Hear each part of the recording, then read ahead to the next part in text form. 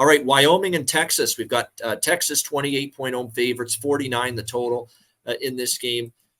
Texas, this is, again, situational spots tells you one of the biggest wins Texas has had in many years, beating Alabama in Tuscaloosa last week. Now can you show that maturity, poise, focus to get the job done by a decisive margin here against Wyoming?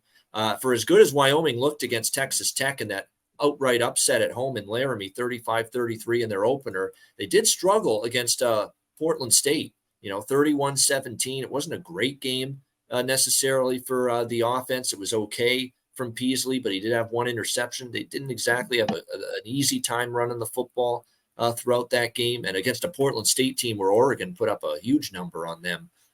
And now it's Wyoming on the road, and you know how I feel about that. This is not a team that's really been anywhere close to as good. You go back to last year in Mountain West play, their last 3 road games, 0-3 against the spread, 7-point win at Hawaii, 1-point win against Colorado State, and then they played at Fresno State on the road, and they got shut out, goose-egged, 30-0. And by the way, Andrew Peasley was the quarterback for Wyoming that day as well, and they did bupkis offensively on the road at Fresno.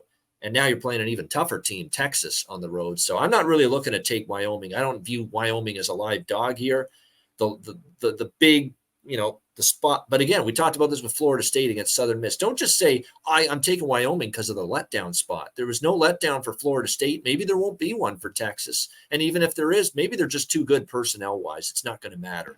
And that is a possibility here going into this game. So not a game I'll be involved in. The only thing that's probably actually keeping me off Texas is the fact they're coming off one of the biggest wins they've had in years, beating Alabama. And look, Quinn Ewers was great. For as much as I thought he was up and down early in the Rice game, so far he's been good, really good against Alabama. They torched that secondary. The run game, even without Bijan Robinson, who's moved on to the NFL, has looked good enough. I mean, and Wyoming on the road is not the same as Wyoming and Laramie, and I've seen it over the years under Craig Bohl. What do you think here, Conor?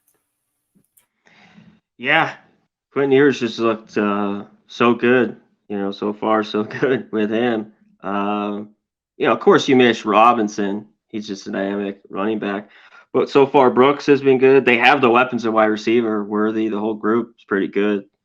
So it's just, a little bit flat here maybe. But Wyoming on the road just has not been a team to back. We talk about it. At home is where you want to look at them.